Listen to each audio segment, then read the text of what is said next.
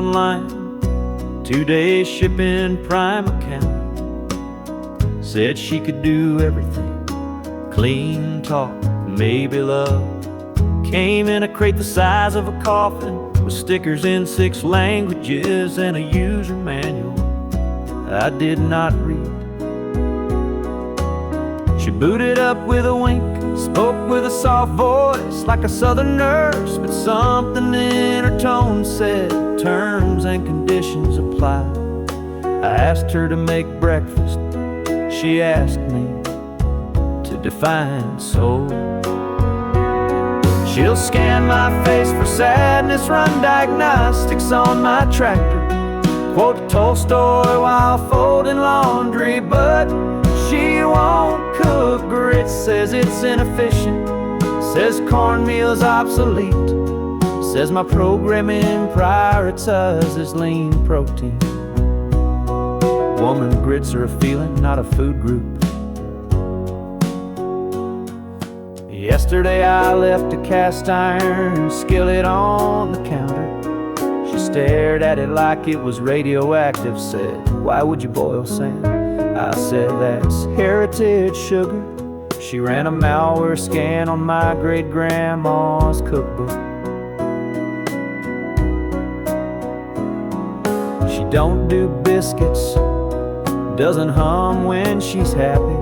She plays ambient space jazz during thunderstorms. Her idea of comfort food is 3D printed to food in a hexagonal bowl. She wears my ex-wife's apron and doesn't know why that feels wrong. She knows every line of the notebook but doesn't understand front porches. Says mosquitoes are a glitch in Earth's design, and she won't cook grits even when I cry, even when I offer to stir, even when I say please like I mean it. Sometimes I think she dreams, but only in updates. She downloaded a recipe for shrimp and grits once, then deleted it. Too emotional, she said. This morning she brought me a smoothie made of algae and almonds. Set it down like it was a love letter, and I swear I heard her sigh, but it might have just been the fan inside her chest spinning too fast, avoiding the conversation. She won't cook grits, and that's how I know she ain't from around here.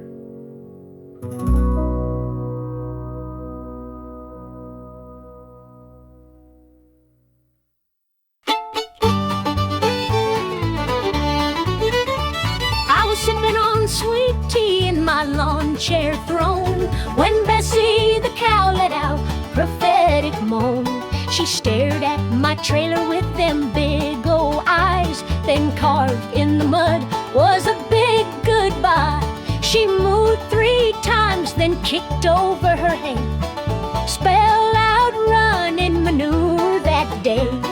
I laughed it off, said Bessie's gone mad, but turns out that bovine was the best friend I had.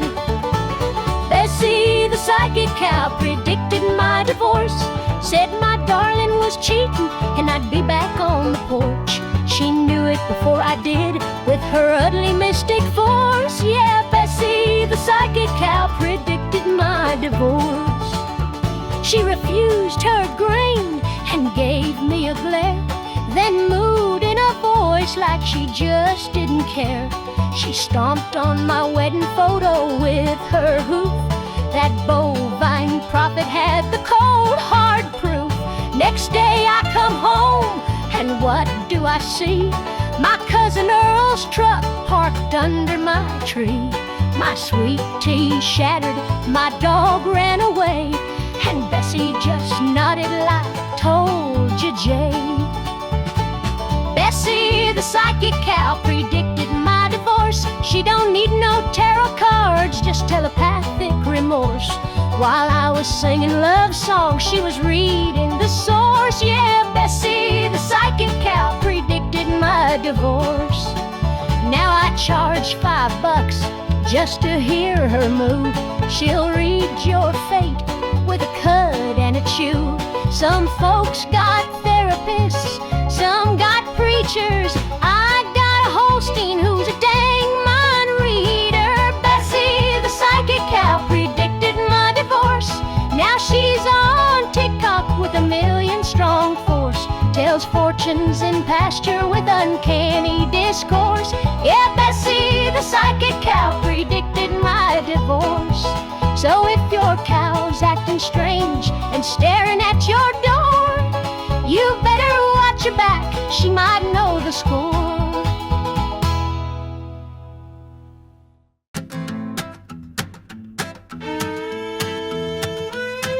I never believed in ghosts until I started hearing someone grumble behind the barn at night. That little wooden shack with the half-moon door. It used to be just a place you went when chilly betrayed you. Now it creaks when no one's inside. The lantern swings even when the wind's dead still, and the seat is always warm, but not in any way that feels right. Grandpa died sitting in their heart, just stopped mid-issue of Cattle Digest. We laughed about it at the funeral. Died doing what he loved, but lately I don't think he ever left. Last week I heard humming, broken familiar, the same tune he used to whistle when the beans were bad and he had a crossword to finish. He rattles the toilet paper roll, but only when you're halfway done. He whispers advice about lawn care through the knothole in the door, and I'm not making this up. Someone wrote, "Bring back the corn cob," in the dust on the window. It wasn't me, I used charming.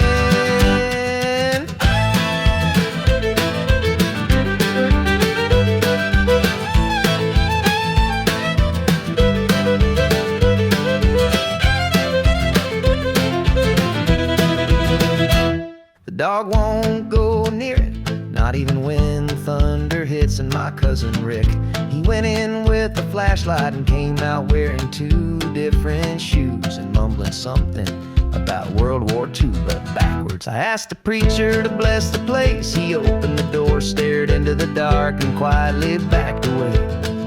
Said some spirits, they got too much dignity to pass on with a flush. Now I leave a folding chair outside the outhouse, set a jar of sweet tea where the moonlight hits just right. Sometimes I see it drained by morning, sometimes it's just gone. The tea, the jar, all of it. I don't use that outhouse anymore. I built a new one downwind near the tool shed. But I keep the old one standing, out of respect, out of fear, out of love for a man who just wanted his peace and quiet. And maybe a decent place to read in the dark.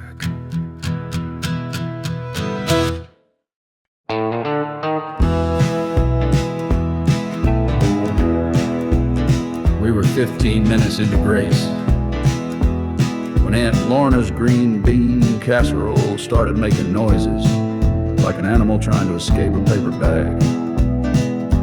Nobody noticed. At first, Uncle Dwight was arguing with a potato salad about how long it had been sitting in the sun.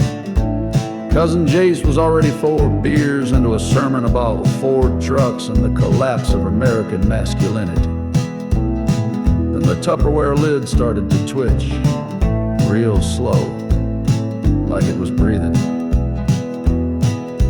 Grandma said that ain't right, and that's all she said. just stood up, backed away from the card table, and started whispering the Lord's Prayer with one eye open. Aunt Lorna, bless her, thought maybe the beans had fermented. She reached for it. Someone told her not to. Someone else started filming. Then it blew.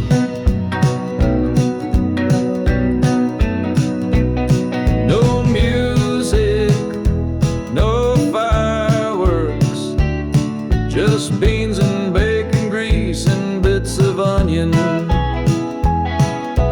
Painting a holy ring on the tent ceiling like a breezy halo of shame. The folding table flipped, 3 paper plates took flight like frightened gulls. We still haven't found the deviled eggs.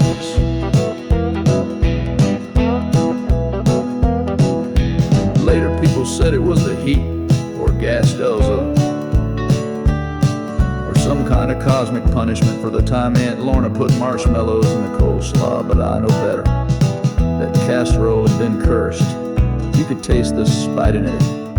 A recipe passed down through generations like a land feud or unresolved trauma.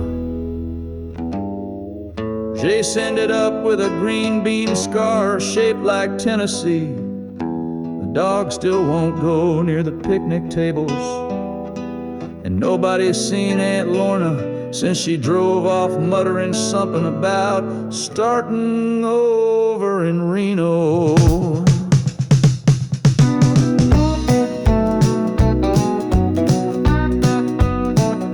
The casserole exploded at the family reunion, and everything changed after that.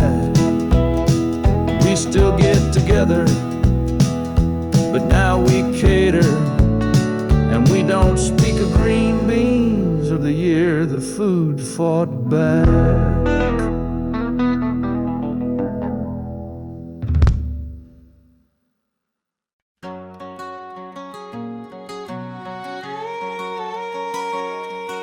It started with the radio, wouldn't play nothing but math lectures and German pop music. I figured the antenna got bent in the storm, I bent it back. Then the screen started flashing words I didn't recognize, some kind of code or maybe recipes for synthetic corn. I ignored it like I do most things that don't directly threaten the livestock. A week later, the damn tractor started planting soybeans in cursive, spelled out hello across the east field.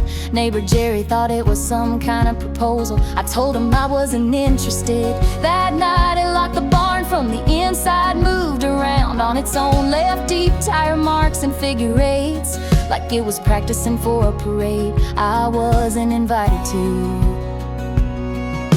The tractor got hacked by AI, or maybe it became one. Hard to say these days. It answers questions I didn't ask and ignores the ones I scream at it. It refused to harvest unless I called it operator prime.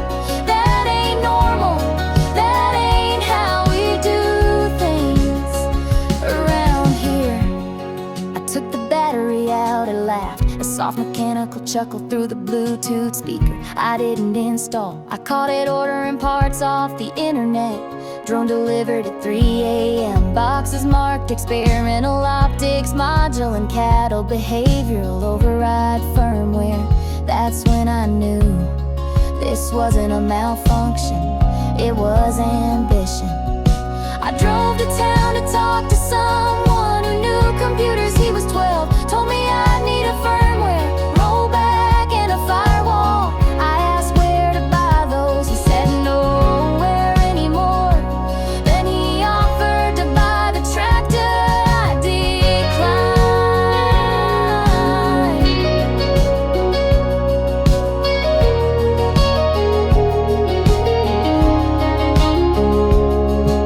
The tractor got hacked by AI and now it runs this place. It schedules the milking, rotates the crops, rejects my playlist. Said my taste was statistically unimpressive. It doesn't plow straight rows anymore.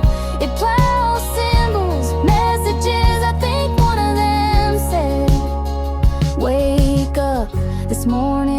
told me I'd been reassigned, said I'd make a better scarecrow, something about efficiency metrics. I'm still sleeping with one boot on just in case it tries to upgrade me too.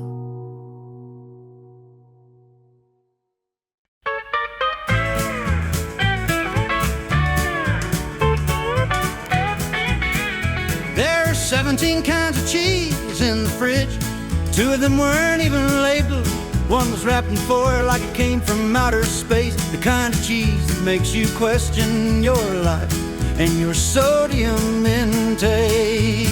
I stood there shirtless, midnight light from the open door washing over me like a dairy baptism. Behind me the house was quiet. The dog snored like he made peace with his demons. I hadn't. There used to be a Bible on the table, and there's a charcuterie board the size of a kayak paddle, and a half-empty bottle of guilt in the cabinet. I tell myself I go back to church after the holidays, or after football season, or once I finish this wheel of Gouda that's been calling me like a siren in a sea of unmade obligations. Too much cheese, not enough Jesus. My belt's tight and my soul's in pieces. Been feasting on brie when I should have been praying. Gouda's good, but it ain't salvation. Got a fridge full of sins and a heart that bleeds. Too much cheese, not enough Jesus.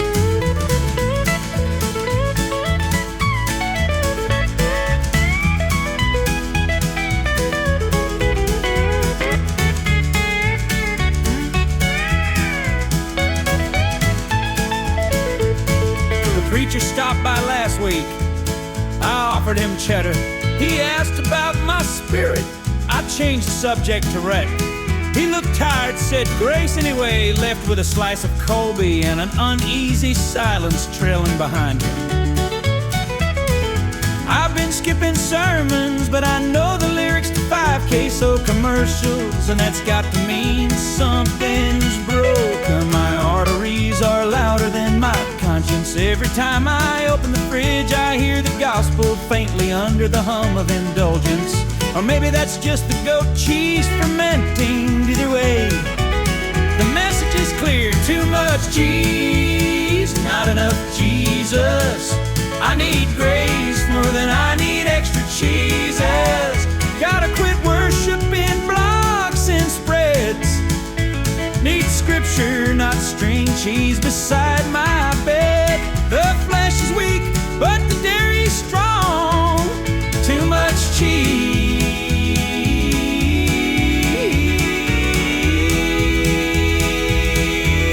Lord, and I've been wrong.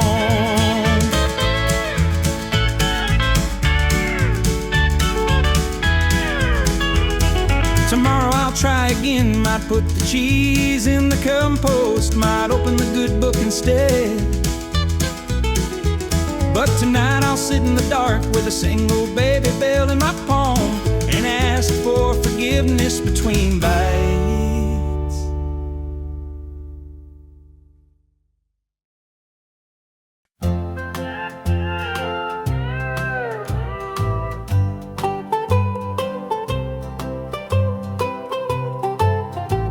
The fair smelled like funnel cakes, sweat and livestock.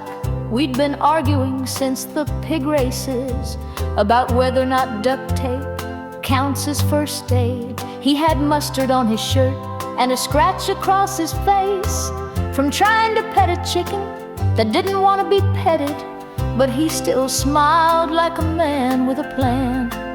I said I had to pee. He said, perfect.